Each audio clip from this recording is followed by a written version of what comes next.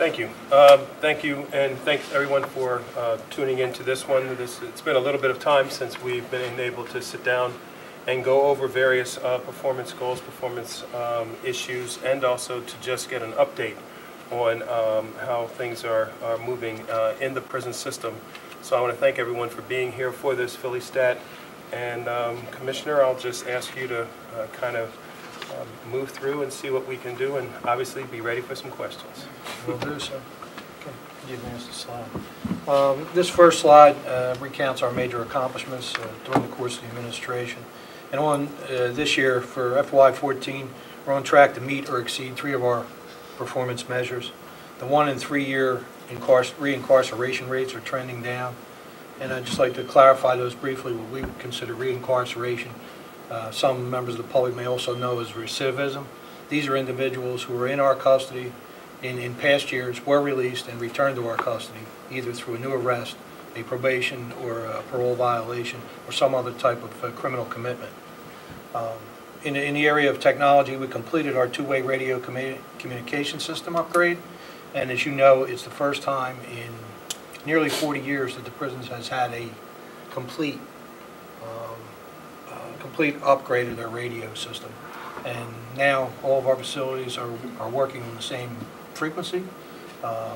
We have, with the FY15 budget, we'll have enough handheld units to equip all of our on-duty staff who need one, a two-way radio system. That's been a pretty substantial accomplishment for us. And finally, a project that's been in the works since about 2007 is the electronic medical record for inmates. In conjunction with the Department of Public Health, we've developed a medical record that we rolled out in February for female inmates as a pilot. It is a complete electronic medical record, will eliminate the need for paper documents in the medical record. It'll give us the way to transfer records from facility to facility without any hand-to-hand transactions, and it will enable simultaneous use by perhaps a primary care physician and a specialist at the same time of the medical record. So this is another big advancement. We just deployed it to the male facilities, and right now we're working the kinks out. And there are some training, always some training issues and things going on. But we hope by the fall, the entire process will be completed. Our usual, I guess you can call them the age-old problems of correctional facilities, overcrowding, maintenance, and coordination with other agencies always presents a challenge. And data management, one of the things is because criminal justice agencies have been siloed for so long, data management tends to develop uniquely within the system, and sometimes communication is difficult.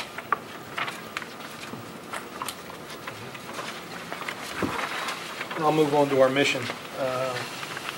This reduces our mission statement to our 3 primary goals: to adequately detain persons accused or convicted of illegal acts. This is our contribution to public safety for those who are deemed either unstable, dangerous, or unable to function in the general public when they're committed to our custody. They have to remain there until by judicial act they're released. And during their incarceration, to provide program services and supervision in a safe, lawful, clean, and humane environment. We'd like our facilities to run to all the current state, local, health, and correctional standards. And finally, to prepare incarcerated persons for reentry into society in a frame of mind that will facilitate their becoming law-abiding citizens. Our programming is the second aspect of our mission. This next slide just shows this is our primary complex in Northeast Philadelphia. We're located just north of Rowan Street, along the Delaware River. We have 6 facilities located in this area that houses most of our approximately 8,500 inmates. The facilities range from the oldest, which is the House of Correction, which is number 4 in this slide, to Riverside Correctional Facility, which is number 6 in this slide. It's kind of it spans the breadth of corrections in this country, going from the old spoke and wheel design to the current direct supervision and unit management that we have at Riverside. This, and I know those seated at the table have seen it before, our organizational chart. The second row of individuals are those who are direct reports to the Commissioner. And most recently, I mentioned that because on the left side in that bubble, you'll see at the bottom, Prison Rape Elimination Act. We've just added a full-time coordinator for this effort at the rank of deputy warden. His name is Pierre Lacombe. We're obligated by the Prison Rape Elimination Act of 2003 to have a system-wide coordinator and to implement all the regulations that were released in late 2012. Right now, we've instituted nearly all of the regulatory changes that were required, and we're in the process of codifying them by policy. What was the cost of complying with those regulations, if you are able to, if there was a cost? What was that cost that you had to incur? Well, the total cost, I don't have that data here, but there are different aspects of this. First, with the hiring of a coordinator, setting aside a position for the level of coordinator. Second is that in all areas where we don't have direct supervision and constant supervision of our inmates, we're going to have to equip our facilities with video cameras. That project is about 1/3 finished. RCF and CFCF have video surveillance in the appropriate areas. We're about to conduct a project to do our prison health services wing, our infirmary, and our mental health hospital at the cost of about $300,000. There is a security upgrade, security systems upgrade at PICC. There was also a capital project for 14, 15, and 16. We included a video project in that as well, and that's I don't know what the cost. I'd have to divvy out that cost from the total project, but it'll be substantial when it's finished. Each of the deputy commissioners that are seated at the table and the chief of medical operations is responsible for different areas in our department.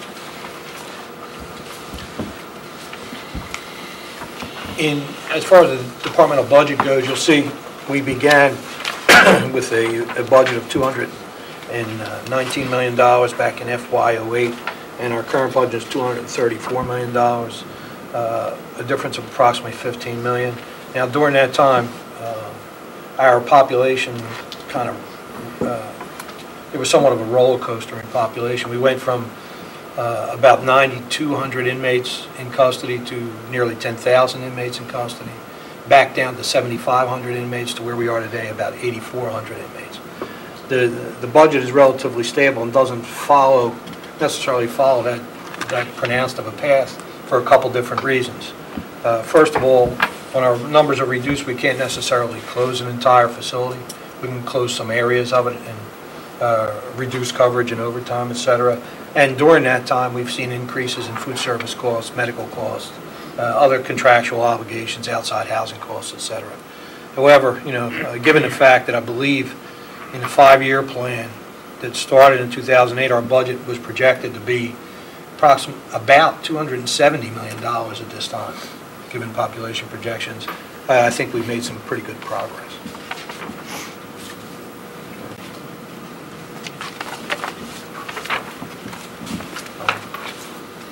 This slide describes, it gives you pretty much a breakdown. Our average daily population thus far this year is at 8884, and it has been trending down.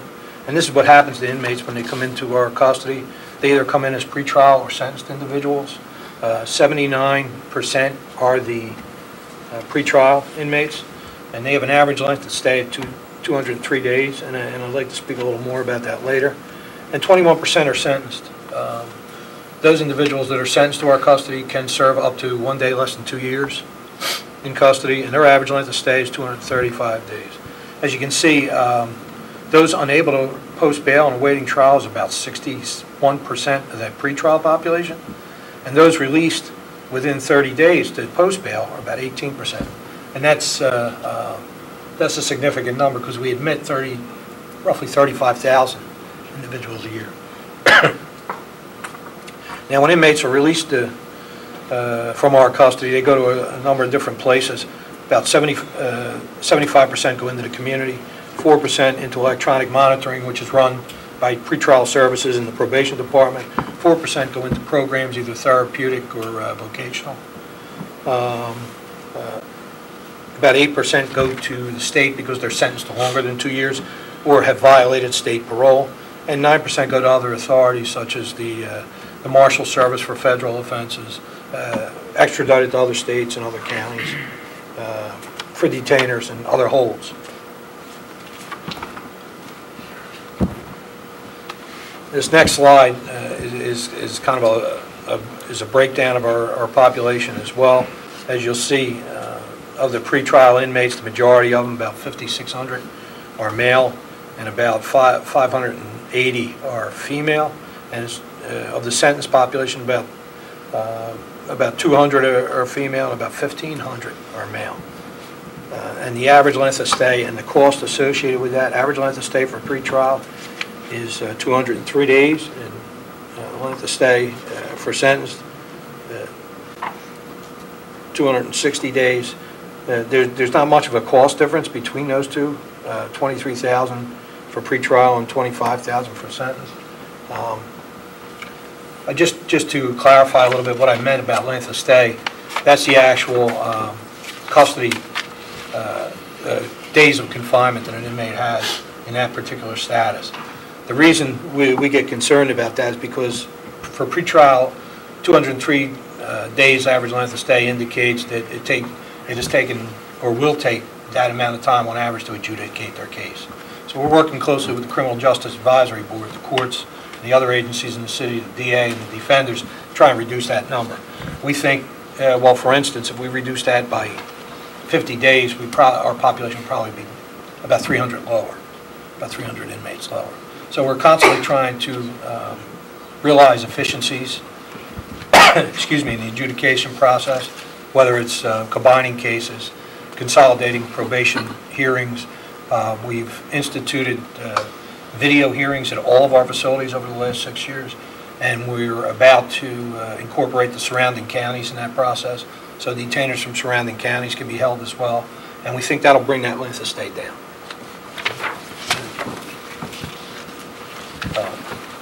This is an interesting slide because there's a lot of public curiosity now about mental health treatment and mental health issues in the community, particularly in light of some of the mass slayings that have taken place in the country recently. And it's been realized for some time, well, for correctional administrators for some time, that the percentage of those who are mentally ill in our population, those who require treatment, is relatively high. They have the highest rate of return to our facilities. They have the longest length of stay because they don't have resources in the facility, and a lot of times they decompensate and don't adhere to their medication regimens when they're released. So as you can see, of our average daily population, 32%, 33% are on our behavioral health caseload, which means they're either followed or treated or some way involved with our mental health provider.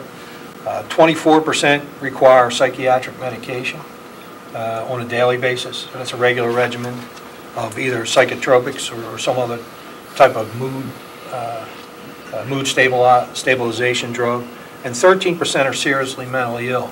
And there are several diagnoses that are considered seriously mentally ill. And those individuals require a very high rate of supervision in our custody. They're also the ones that usually return pretty quickly to custody. Now, early on in the administration, one of the things we looked at was, like I said, our mission. Our mission was twofold. First of all, security and custody, and second was program and rehabilitation. And we determined that the group that needed the most treatment, or we had the most opportunity to treat while in custody, were sentenced inmates. So we established a performance measure to try and train or educate as many of those individuals who are sentenced in our custody. We established a goal of initially 100%, but then when we realized that the severely mentally ill couldn't participate, some of those with chronic illnesses weren't physically capable of participating. We recalculated that goal to 80% because we thought that was much more realistic and also achievable. So as you can see, beginning in FY08, there were 57% enrolled in a therapeutic program, an education program, or a vocational program. And, you know, we looked at attendance. We brought our wardens in and asked them to get involved and monitor attendance going forward. And we took that number up in 2 fiscal years, up into the 70% range. And it's now hovered above 70% throughout. We're still working on the goal of 80%, and one of the problems that we find is delivering services to the inmates who need them is sometimes interrupted by the fact that all of our facilities are full. Creating the program space that we need to deliver the programs is a challenge. One of the most recent things we've done working with Fast Forward Philadelphia, we're bringing in a vendor that's going to introduce tablet education for inmates. It's a handheld, hardened device similar to an iPad that we can distribute in non-traditional areas so inmates can work at their own pace on educational material. And their progress will be documented through the device. What they're going to do is they'll deliver and charge and reload and recycle the devices and distribute them to the inmates on a day-by-day basis. And we're looking to spread that out to individuals who may be in protective custody and may not be able to get into the general population, and others who are housed in areas where we don't have the equipment to have a classroom. This will give us the versatility to open a classroom anywhere. And as you can see from this next slide, the breakdown of who's involved in what has changed since the FY 2009 as well. At that time, we had 21% of inmates in a job assignment, 27% in a vocational or training program, and 16% in work release. Work release is a partial confinement status where inmates are in the facility for the most of the day, and they either go to work, school, or counseling out in public during a portion of their day. And as you can see, the top shaded area, work release, the number of inmates involved went from 16% to 6%, and that's not concerning to us because in 2008, legislation was passed to move inmates sentenced from 2 to 5 years back into state custody. So the numbers of state inmates, we call them state inmates we had in our custody, was virtually eliminated by about, and that reduced our population by about 500. A large percentage of the inmates in the work release program were state inmates. So that accounts for the reduction of inmates involved there. We also, the same legislation gave us the authority to determine, it was formerly a judicial decision, but gave us the authority to determine who's the most suitable for the work release program. And we tightened our regulations.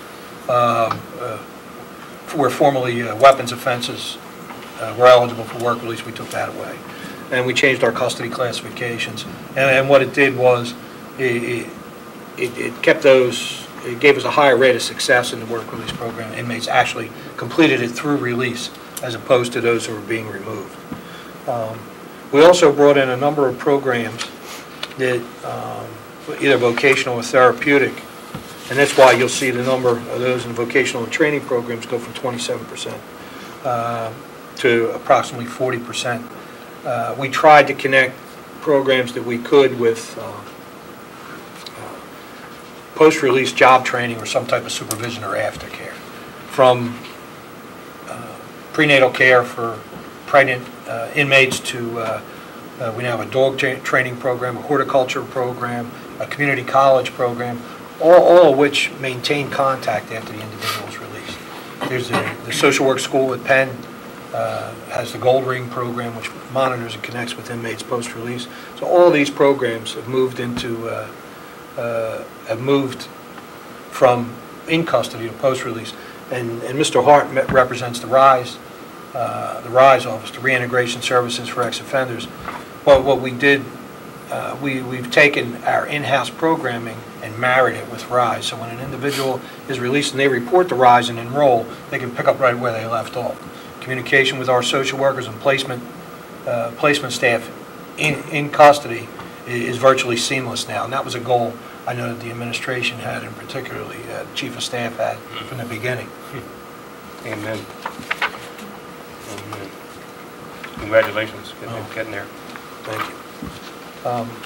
If you'll see, as far as programming and treatment access, inmates that attain a GED are half as likely to be reincarcerated in the first year of custody, and we've expanded our education programs because what we found was we've always had a very robust GED program, and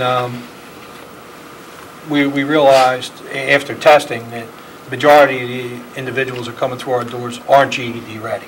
They aren't GED prep ready. A lot of them need basic education. Some of them need pre-literacy. So we established a pre-literacy program. We have a GED prep program, we have a GED program, and then we have a college program. So we tried to cover the entire spectrum of educational opportunity in custody. How's the pre-literacy program coming? I asked Commissioner Hammond to respond. That's coming along pretty good, Mr. Gillison.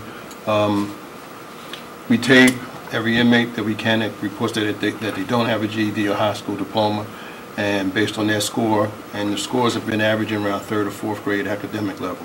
Those are the individuals that go in the pre-GED program. So we have it at every facility. Have we been able to, because we've been doing it now, and I know the school district is in, a little bit of a free fall on its own, so let's just put that aside. But for people that we've actually gone through the efforts, tape tested, got them into our programs, and then they are released, are we in any way trying to see those folks? Do we see them again in our reincarceration efforts, to keep them from coming back? Are we seeing them, since we did spend some time while they were there coming up, do we have any data about what the reincarceration compared to people who do not take that, so that we could actually show that if you get involved in the program in pre-literacy, even if you just raise your grade by 1 while you're with us, maybe you don't come back as quickly, but hopefully not at all, coming back. Is there any way for us to use that kind of data understanding? Well, one of the things we looked at, as you know,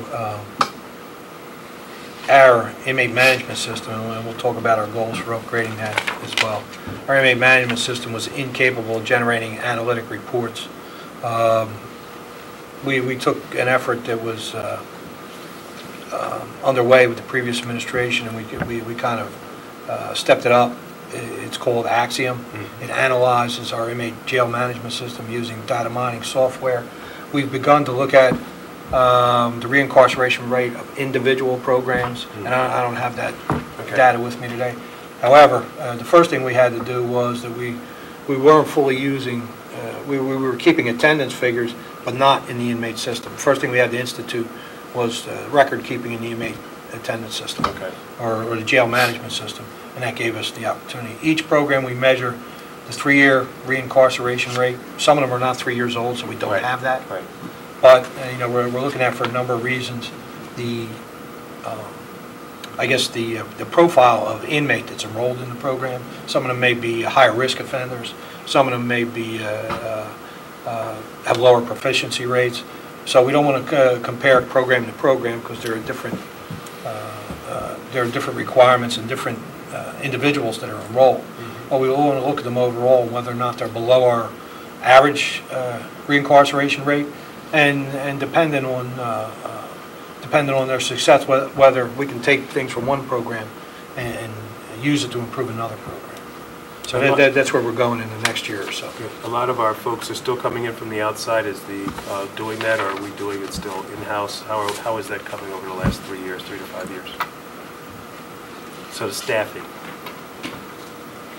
Are we still bringing in people from, for example, chaplaincy services would bring in people from the outside that would do a lot of some of the GED work, some of the pre-literacy work, some of the our social workers would be engaged and do. I mean, have we developed a more either a robust or a different system in pulling all that together in order to make sure that we're offering people these opportunities to improve themselves?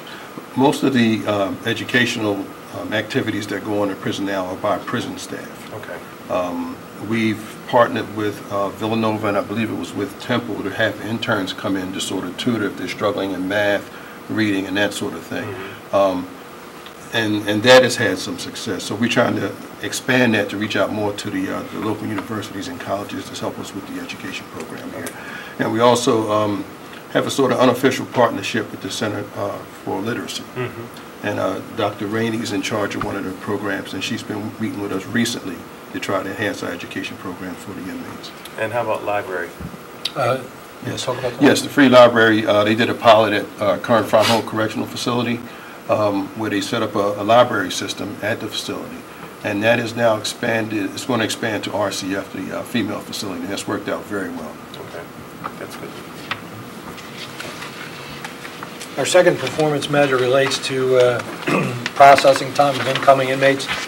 As you know, Mr. Gilson, some years ago, because of bottlenecks in the system, we actually were subject to litigation, and there was a substantial settlement paid because processing backed up to the point where individuals were in our intake areas and not housed in a cellar bed within sometimes for 2 days. We restructured the entire process. We looked at the steps that it took to it takes to process an individual coming through the door. We changed the way the steps took place. We reversed the medical and mental health treatment where that took place in the process. We monitor these times continuously, shift to shift, to see whether or not individuals are in that area longer than 24 hours. When they approach that, there's an escalation process where the deputy warden, the warden, the deputy commissioner, and myself have to be informed of the facility so we can make alternative arrangements to keep that processing from running over 24 hours. And we looked at it during these quarters, and we managed to hit 100%. There are times, for instance, the recent upgrade of our inmate electronic medical record, where we had to change steps in the process just to make sure that we didn't exceed that 24 hours. And it's worked very well. Everybody is involved, from Dr. Herdman to Commissioner Gainey, in that process.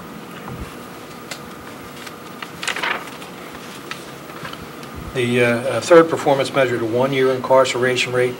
Now, as you can see, for fiscal year 2008, we're looking at 40%, and that would be those released in fiscal in or around 3 years before, and in the quarter 3 of 14, it's at 38%. We're seeing a downward trend in the first and third year of reincarceration.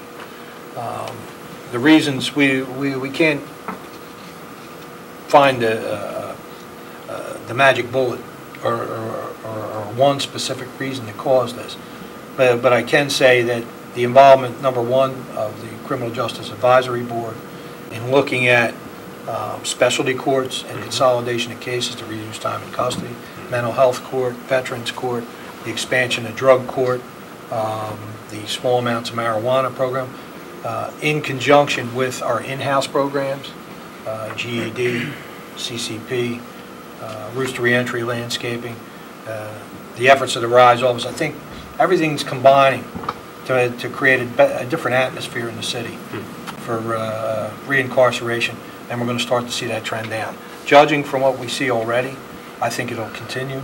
I'm hoping it becomes more pronounced as we look at it, and we can see, we see even better progress in the years to come. And the 3-year incarceration, as you can see, roughly down from 59% in FY08 to 56 in FY12. The 3-year rate, what we've done, and there are different definitions of recidivism. There are some states, I was looking at a report just yesterday from Wisconsin, and they claim a approximately 30% recidivism rate, which I thought was rather phenomenal. That's why I read the report. However, the way they characterize recidivism is those who have a new conviction within 3 years. Mhm. So as you know, a new conviction isn't necessarily indicative of whether or not that person's out there engaging in criminal behavior, involved with the criminal justice system, or committing other crimes. That's why we look at each new admission or every time an individual is admitted, because that's more of an indication of what they're doing out there in the community than new convictions. And then the report did not state what their overall conviction rate was in that area.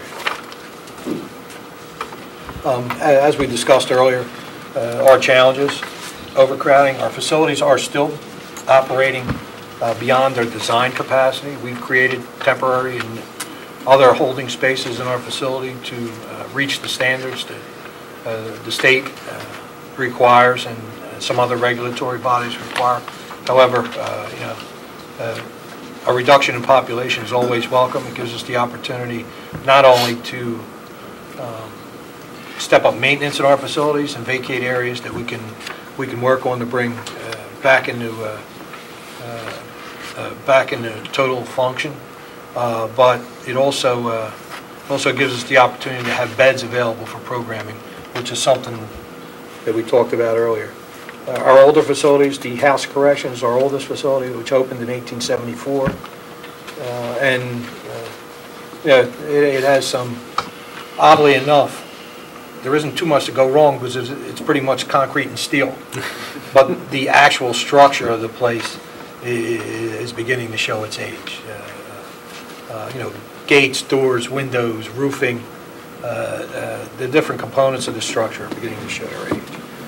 As far as our coordination with the courts and the other public safety agencies, I have to say that after instituting the CJAB in fiscal 2009 on the auspices of Chief of Staff Gillison and President Judge Denby, we've seen very, very substantial progress in our cooperation with those other agencies. The relationship prior to that had existed, but it was not operated. The communication between the agencies was poor, and we've done our best to improve that. I think that's what has been a driving factor behind our population reduction. If we had been in the same state as we were in 2008, our population probably would have been close to 12,000 today. And finally, our data records and management. We're, as I'll describe more at length, we're in the process of replacing our jail management system. It's about 20 years old, and while it keeps pretty much simply demographic data on the inmates, it doesn't give us the analytic capabilities that we need to operate our facilities. The amount of treatment an inmate engages in, the results of that treatment, different aspects of an inmate's record, whether it be discipline or program completion. They're in different areas in the current system we have. They're hard to access. They're difficult to enter. It's antiquated, but we've been working with the Office of Information Technology. We hope, in conjunction with an outside vendor, to have an RFP for a new system issued before the year is out. And it looks like we'll be able to replace the system, which was really our first stab at automation back in 1995 or so. We really didn't know what we needed back then. Over time, we've customized our current system to the point where we really can't do anything more with it. We've added on, we use data mining, and we know what we want and need now. So hopefully the next iteration of inmate jail management is really going to be a substantial step for us. One thing that I had a discussion with the Secretary for Correction, who happened to be in town. I guess it was a week or two ago. I asked about a rumor that I had heard that the state was upgrading its inmate processing and inmate system, and asked him to send us whatever they're doing, for two reasons. One, not that we would copy what they have, but at least we would know what it would be. And second, if we would be able to establish a bridge between their system and our system, whatever it might be, whether it's the same system talking to one another, or at least just sending up packages, because as you know, we have to, at some point, some certain number of our folks go upstate, and just transferring that data both up there, but even more importantly, quite frankly, getting whatever they've done while they're away for longer periods of time, coming back. I actually think that in the future, we are going to get into more of the county jails will end up being used by the state system in returning people back to county, stepping them down in essence, back to the county and then to the streets. I don't think that's happening anytime in the immediate future, but I would think within 2 to 4 years that may very well be where we're going. And I think we have to be on the same page. So he said he would send some information to us. And Adele, I said he should actually make sure that the state OIT person should actually be in contact so that we can be familiar with what they're doing. Also, I know that we should be getting more reports from them about what our folks are doing while they're away and when they're coming back. And I just think it should be part of their jacket while they are up at the jail, because until they get out of those, shall I say, challenging years, 16 to about 29, 30, sometimes we see them again. We might as well understand what they've been doing, what they have been exposed to, and what has happened. And somehow we need to work out either an MOU from legal or something like that to make sure that we're taking advantage of stuff. But as part of the process for our project to upgrade the system, we've made a series of stakeholders that the project managers are have already interviewed or are going to interview in order to make sure that we get the best. We have the best interfaces with all the systems we need. I'll make sure that the state corrections and management. We've already talked to their state parole offices, so whatever transfer of information we need will take place. What you described about the transfer of information, when an inmate goes into state custody, that Act 84 requires program information, discipline record, medical and mental health treatment, etc. I don't know, Bruce, whether you want to expand on this any.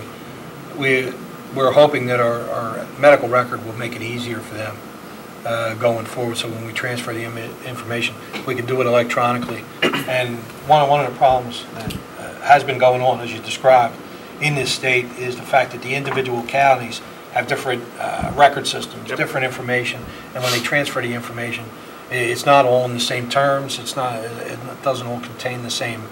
It's not all in the same format.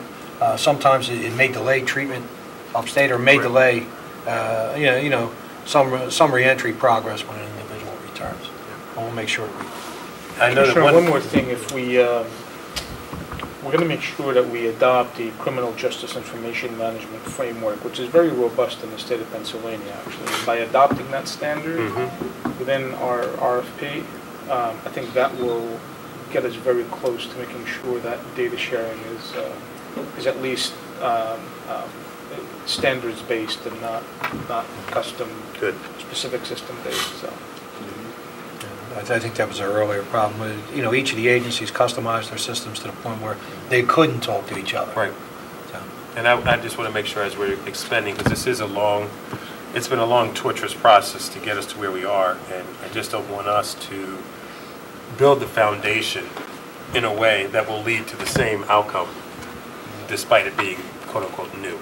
20 years later, just a new lock and trap. I mean, we need to have something else, and something that's going to be able to talk up and back.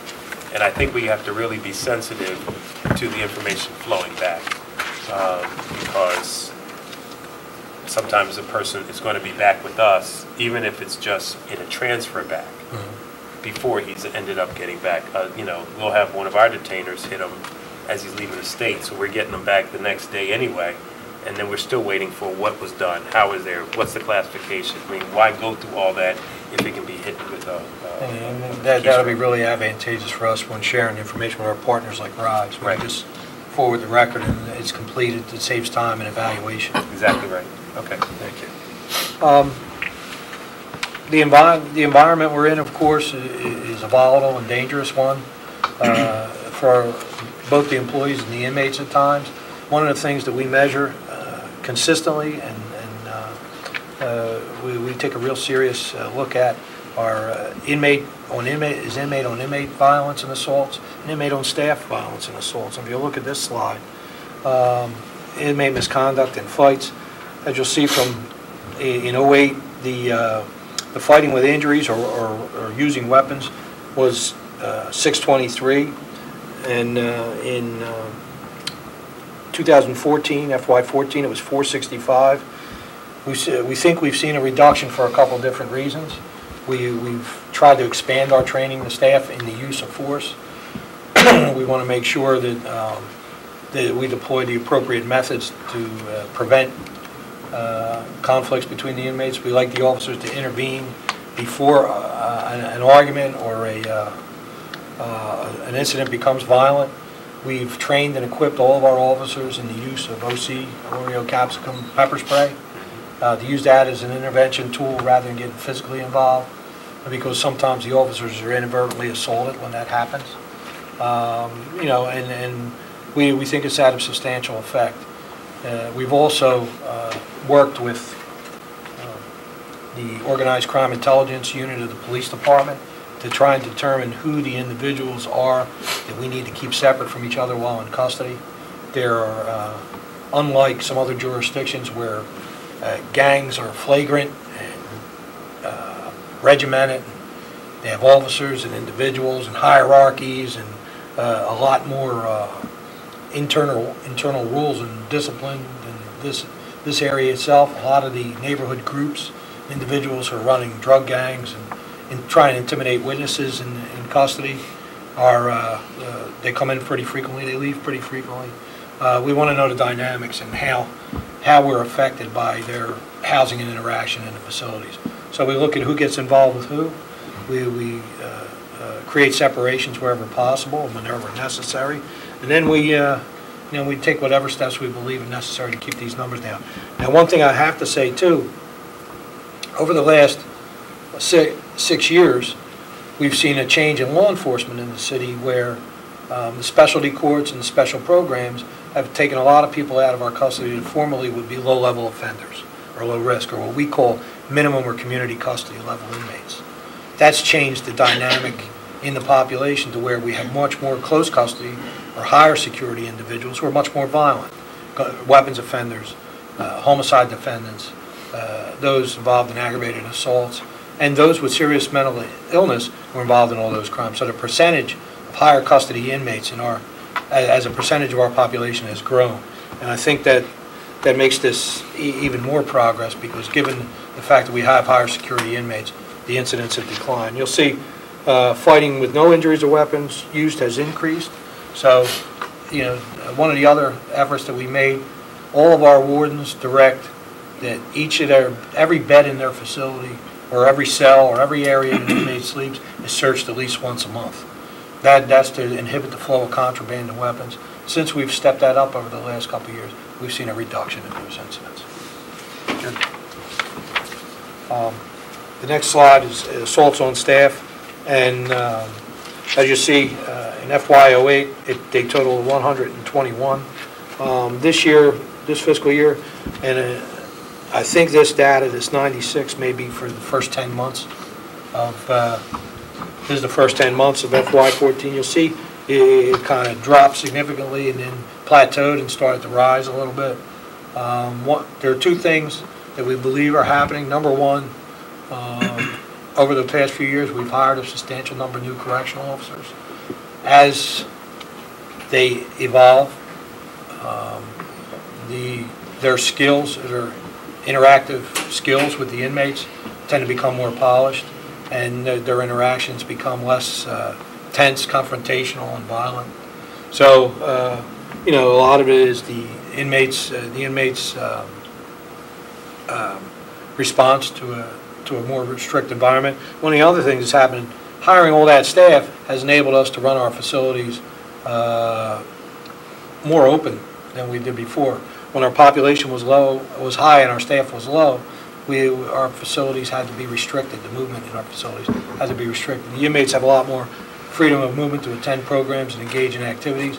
So when you have more inmates out, you have more confrontations between inmates and interventions with staff. But we're going to continue to look at that closely. Based on just that point, what's the staffing? Where are we on staffing now? I believe, and Major Genetic, correct me if I'm wrong, we're about 1,800 correctional officers right now. We just started a class Monday of 50 correctional officers. We've seen a significant number of retirements. Yes, beginning of summer. In the beginning of summer, probably lost about 25 staff to drop in retirement, and that's a big number for 1 month for us. We were averaging about 12 to 14. What is the projection for the next 18 months for drop on a per month basis? I don't know what it is per month, but we have about 40 individuals that will probably go out in the next year. Most of those are the correctional officer rank because some of the more critical positions have been replaced.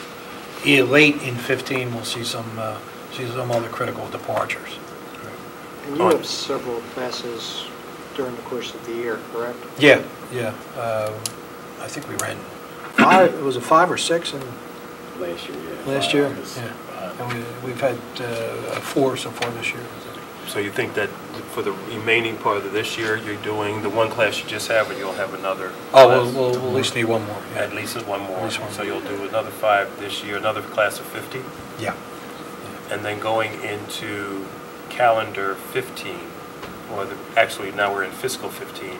Right. So for fiscal 15, how many classes do you think that you anticipate running in order to keep our staffing ratios high and the vacancies low? At least 2 additional. 2 additional. 2 additional, okay. This one that's in there now, 2 additional. Okay. And the impact on HR should be? This is Okay. pretty routine for us. Mhm. We always make sure we have 1 or 2 correctional officer lists available. Yeah, we've since we went, we tried our hand at continuous testing, which didn't work out. Then we went back to doing the list as requested, and we've had no problems getting candidates. For a while, we were challenged by the debt check, but we've seen, working with human resources, we seem to have gotten that under control too. And just what we're doing into the future, as we mentioned, the electronic medical record system went live in June, and for male facilities, we had started it earlier with the female facilities. Right now, we're measuring its progress and performance, and we really don't see it. We see the program as being very beneficial in the future. The assessment of our jail management system is underway. Just about all the focus groups that needed to be impaneled and surveyed have been completed. The vendor is on track to put an RFP out before the year's up. And time and attendance staffing, working with the One Philly effort, we've obtained authorization to, at least as a pilot project, change our time and attendance system, and that is to go from time cards, punch time cards, to some type of biometric measurement, a thumbprint or a handprint that will enable more accurate records to be kept.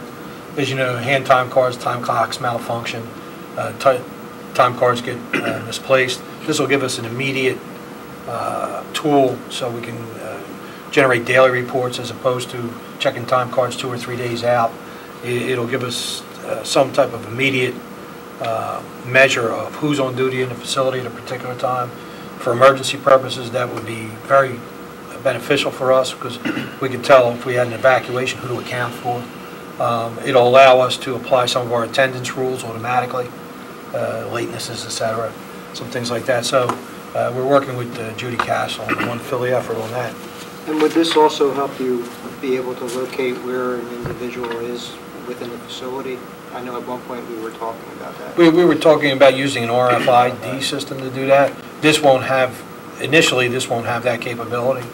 It'll just be able to tell us who's on the campus and who's not, or who's in and who's been on time, and or who's left the facility. It'll be substantial for us because each day we have to assign personnel to physically go out and check time, each and every individual time card to make sure that it's hit in, that it's punched in the correct place, that any absences are accounted for.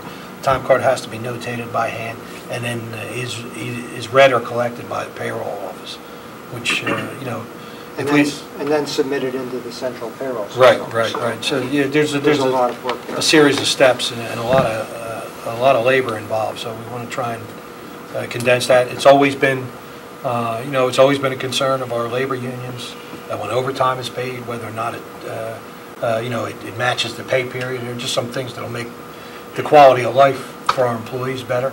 So we're hoping it'll be successful. And I'll report out on that as it progresses.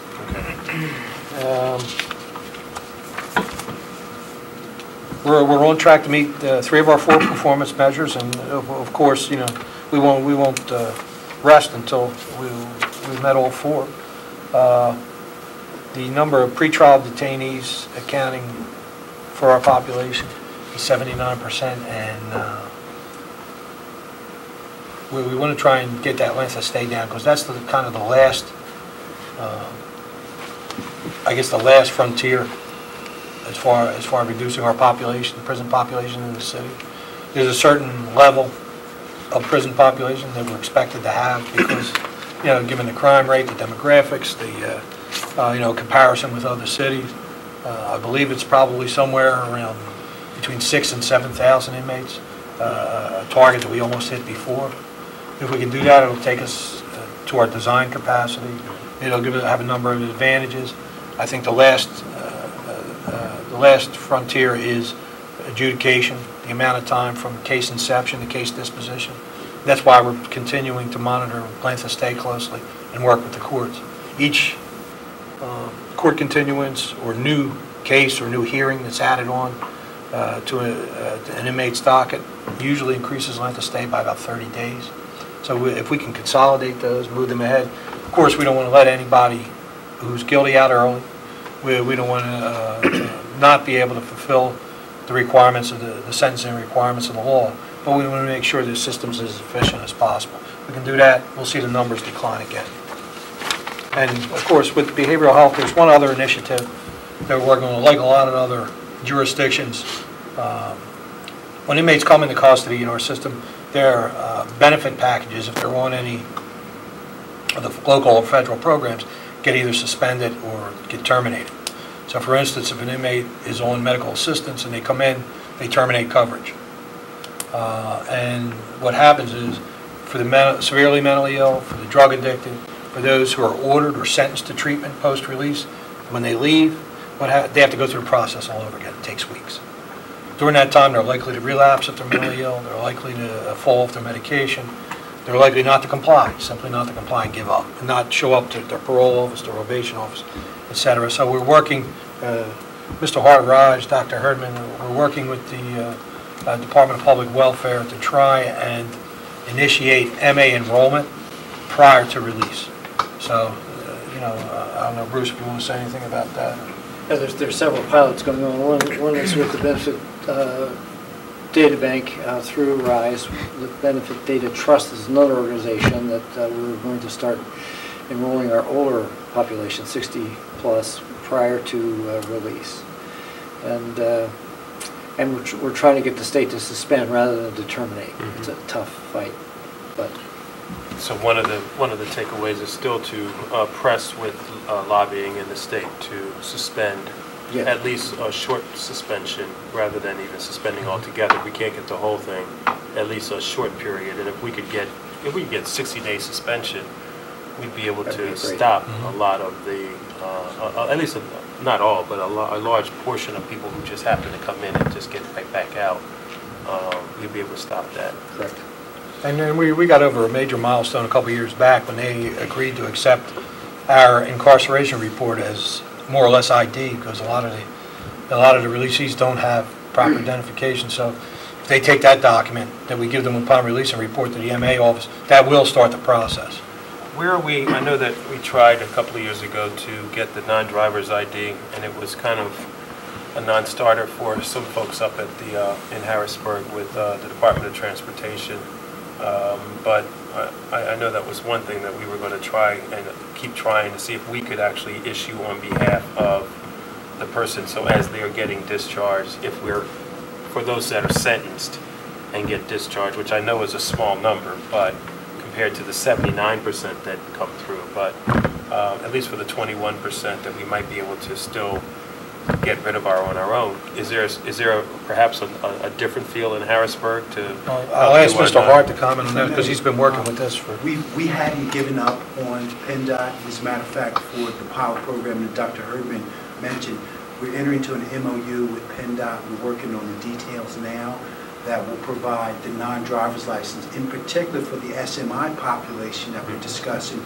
Because if in fact we can turn your benefits on prior to release, remove the barrier of ID and have ID ready for them upon release, continuity of services, and the ultimate objective is not for them to recidivate, so attempt to remove those barriers. So it's in process. We wait for the MOU to come down from PennDOT now. Good. All right. The last piece just for me is just, it isn't, I know it's IT, so I will have to just turn to Adele. Where are we, really? I mean, are we going to get this thing by December, this RFP out? So the positive signs is that the planning vendors are already on board. They've conducted the focus groups, and I think getting an RFP finalized is a very doable task. We won't know the implementation schedule until we get proposals back. But I think, like the Commissioner said, if the goal is to get the RFP out by the end of this calendar year, I think that's a very doable task. Funds have already been carved and set aside, and this has been in the planning stage for a long time. So. Okay. All right. Thank you. Well, thank you all for this great presentation. It's really good to hear all the things that you're doing at the Philadelphia prison system. And this concludes our Philly Stat program for today, and thank you so much for coming. Okay. Thank you. And one last thing for me is the orchard. Oh, how's it coming? we're in the right now. We're still on We're meeting with PHS, the Horticultural Society, and the Roots Reentry Program for an update on their progress. We're in the process of ordering the fencing materials so we can section it off. We'll be planting fruit trees in the fall, berry bushes in the spring. That's their advice, where we're going to go. So right now we're waiting for a final quote on the fencing materials. Okay, but we will have some trees starting to hit in the fall. We should have trees planted in the fall. Now, when they bear fruit, don't add. I'm not a farmer, so I couldn't tell you. But I just want to make sure, because I want to get the mayor. We'll have fruit trees in the ground. I just want to see, the mayor wanted to know when we're up there. He said, you got the largest one in the city. He wants to see it go in. Okay. All right, thank you.